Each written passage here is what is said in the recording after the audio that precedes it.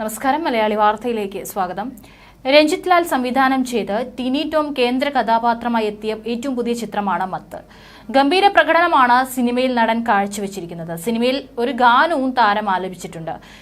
ഈ പാട്ട് പാടുമ്പോൾ തന്റെ മനസ്സിൽ നിറയെ കൊല്ലപ്പെട്ട ഡോക്ടർ വന്ദനാദാസിന്റെയും അവളുടെ അച്ഛന്റെയും മുഖമായിരുന്നുവെന്നാണ് ടിനി ടോം പറയുന്നത്. നമുക്കറിയാം, ഡോക്ടർ വന്ദന എന്നുള്ള പേര് എന്നും കേരളത്തിനൊരു തീരാ നോവാണ്. പരിശോധനയ്ക്ക് എത്തിച്ച അക്രമിയുടെ കുത്തേറ്റാണ് ഡോക്ടർ വന്ദന മരണപ്പെടുന്നത്. അന്ന് അപ്പോൾ ഉണ്ടായിട്ടുള്ള ഒരു അനുഭവമാണ്, അല്ലെങ്കിൽ ആ കുട്ടിയുടെ അച്ഛൻ്റെയും അതുപോലെ തന്നെ ആ കുട്ടിയുടെ കുടുംബത്തിന്റെ മുഖമാണ് തനിക്ക് ഒരു സാഹചര്യത്തിൽ ഓർമ്മ വന്നത് എന്ന് പറഞ്ഞുകൊണ്ട് ഒരു അനുഭവമാണ് ഇപ്പോൾ നടൻ ടിനി ടോം പങ്കുവെക്കുന്നത്.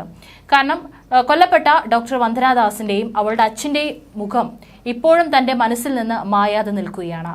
ആത്മഹത്യയുടെ വക്കിൽ നിന്ന് വന്ദനയുടെ കുടുംബത്തെ രക്ഷിച്ചത് സുരേഷ് ഗോപിയായിരുന്നുവെന്നും ഒരു ഓൺലൈൻ മാധ്യമത്തിന് നൽകിയ അഭിമുഖത്തിലാണ് ടിനി ടോം വെളിപ്പെടുത്തുന്നത്.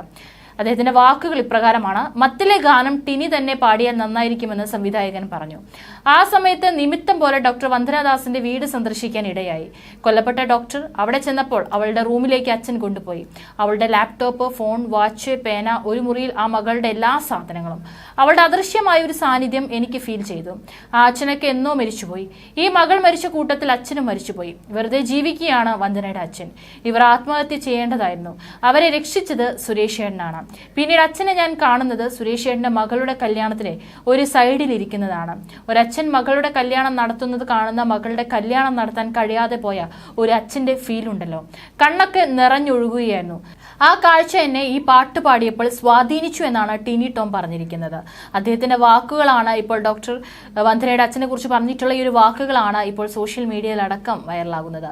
വന്ദനയുടെ മരണം നടന്ന് ദിവസങ്ങൾ കഴിഞ്ഞപ്പോൾ തന്നെ സുരേഷ് ഗോപി ആ വീട് സന്ദർശിച്ചിരുന്നു. മുഖ്യമന്ത്രിയോട് ചില കാര്യങ്ങൾ പറയാൻ വന്ദനയുടെ കുടുംബം തന്നെ ചുമതലപ്പെടുത്തിയതായും മുഖ്യമന്ത്രിയെ കാണാൻ ശ്രമിക്കുമെന്നും കാര്യങ്ങൾ അറിയിക്കുമെന്നും അദ്ദേഹം പറയുകയും ചെയ്തിരുന്നു.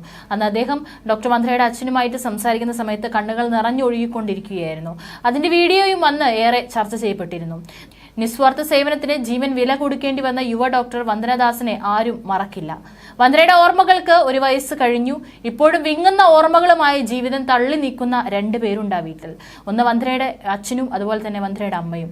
മകൾക്ക് കിട്ടേണ്ട നീതി ഇനിയും അകലെയെങ്കിലും പ്രതീക്ഷ അല്പം പോലും കൈവിടാതെയാണ് അവർ ജീവിക്കുന്നത്. കഴിഞ്ഞ മെയ് 10-നാണ് ഡോക്ടർ വന്ദന അതിദാരുണമായി കൊല്ലപ്പെട്ടത്. കൊട്ടാരക്കര താലൂക്ക് ആശുപത്രിയിൽ ചികിത്സയ്ക്കായി പോലീസ് കൊണ്ടുവന്ന സന്ദീപ് എന്നയാളാണ് ഡ്യൂട്ടിയിലുണ്ടായിരുന്ന ഡോക്ടർ വന്ദനയെ കുത്തിക്കൊലപ്പെടുത്തിയത്. സ്കൂൾ അധ്യാപകനായിരുന്ന പ്രതി സന്ദീപ് ഇപ്പോൾ ജയിലിലാണ്.